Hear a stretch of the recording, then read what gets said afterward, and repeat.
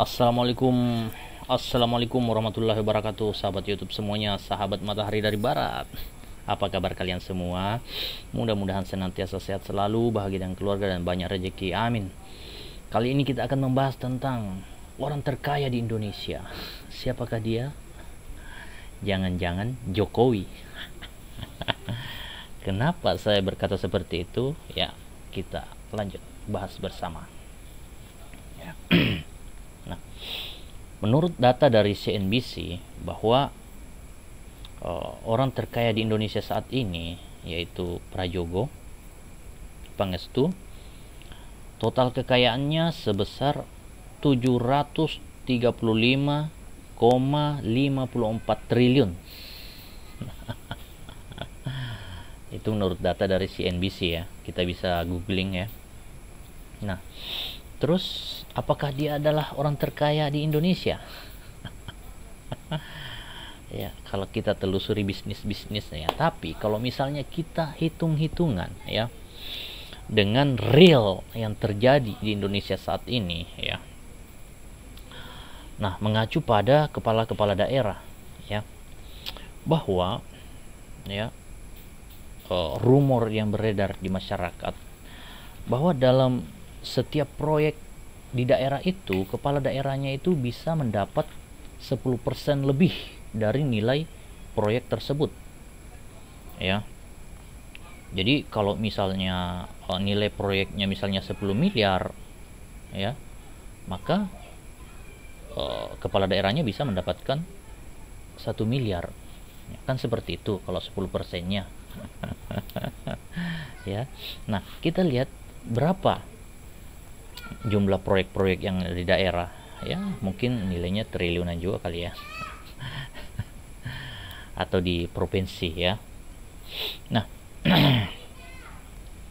sekarang coba kita bandingkan ya, kalau misalnya itu terjadi di pusat ya, dimana Pak Jokowi sebagai presiden, kalau misalnya mendapatkan 10% juga dari nilai proyeknya ya, dengan asumsi APBN selama 10 tahun ya, terus dengan penambahan utang ya sebesar sekitar 6.000 triliun ya, maka taruhlah kalau misalnya APBN-nya 2.000 triliun dan separuhnya untuk proyek infrastruktur misalnya masuk ke proyek Jokowi ya, berarti kan 10 tahun berarti kan 10.000 triliun plus 6.000 triliun utang, berarti kan sekitar 16.000 triliun ya. 16.000 triliun, tapi kita kecilkan saja, taruhlah cuma 10 triliun biar kita gampang hitung-hitungan kalkulasinya ya. Nah,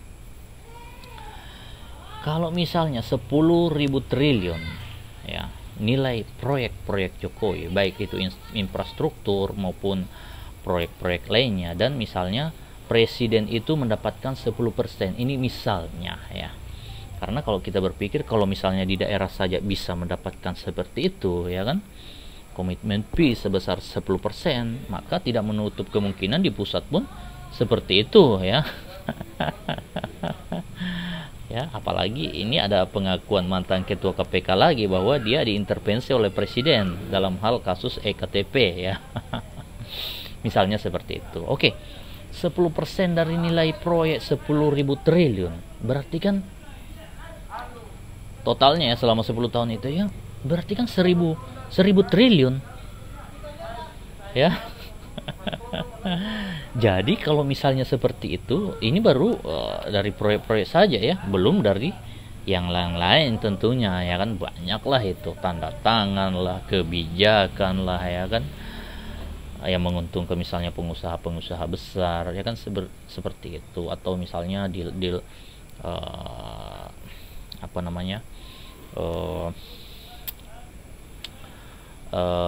namanya, keputusan pemerintah ya kan, kebijakan pemerintah yang menguntungkan para pengusaha segala macam ya kan, itu kan pasti semua tidak gratis ya. Nah, taruhlah kita fokus kepada nilai proyek 10.000 triliun tadi. Jadi kalau misalnya dapat 10% berarti kan 1.000 triliun. Mungkin nggak? Itu kalau cuma 10%. Bagaimana kalau sampai 15%, ya kan? Atau 20% misalnya, ya kan? Itu tidak menutup kemungkinan terjadi. Maka kalau misalnya seperti itu, kalau kita hitung 10.000 triliun, 10%-nya berarti 1.000 triliun. 10 triliun kekayaan beliau. Itu baru dari nilai proyek-proyek. Kalau misalnya kita banding, kalau misalnya itu terjadi, ya kan? Kalau misalnya ternyata Jokowi itu mendapatkan komitmen fee juga seperti kepala-kepala daerah, ya kan? Tapi kalau bisa berpikir, kalau misalnya kepala daerah saja seperti itu, masa kepala negara enggak, ya kan? Tapi ya mudah-mudahan enggak seperti itu, ya. Namanya kepala negara, ya kan? Harus bersih, ya kan? Tapi kalau misalnya seperti itu, ya, kalau misalnya seperti itu, maka Pak Jokowi ini berpotensi mempunyai kekayaan sekitar 1.000 triliun. Berarti orang terkaya tadi yang nilainya cuma 735,54 triliun itu kalah dong kekayaannya. Maka kalau misalnya dengan kekayaan seperti itu, wajar kalau seorang presiden akan menjadi sangat kuat, super power, ya kan? Partai-partai akan tunduk kepadanya kalau misalnya. Tetapi kan tidak seperti itu, toh tidak semua partai tunduk kepada beliau. Ya kan, seperti itu, ya. Nah, jadi kalau ternyata seperti betapa kayanya, ya. Tapi mudah-mudahan tidak seperti itu, ya. Karena kita melihat ya penegakan hukum di era Pak Jokowi ini ya begitulah, ya. Kata mantan ketua P3 saja itu, Bang Romi, Gus Romi, itu 99,9% pejabat daerah korup, ya kan. Mudah-mudahan pejabat pusat tidak korup, ya.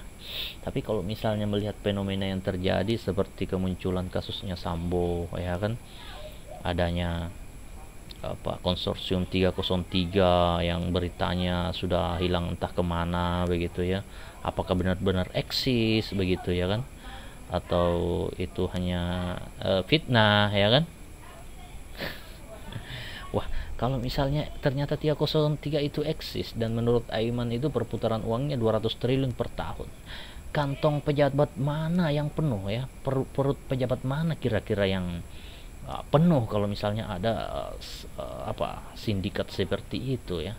Dan kita lihat bagan yang beredar di media itu ya orang-orang berpangkat semua, ya. Ya, masa sih kalau itu Kapolri nggak tahu kalau misalnya ada, kepala bin nggak tahu kalau ada, presiden nggak tahu, masa sih, ya kan? Kalau misalnya ada, ya mungkin nggak ada, makanya nggak tahu, ya.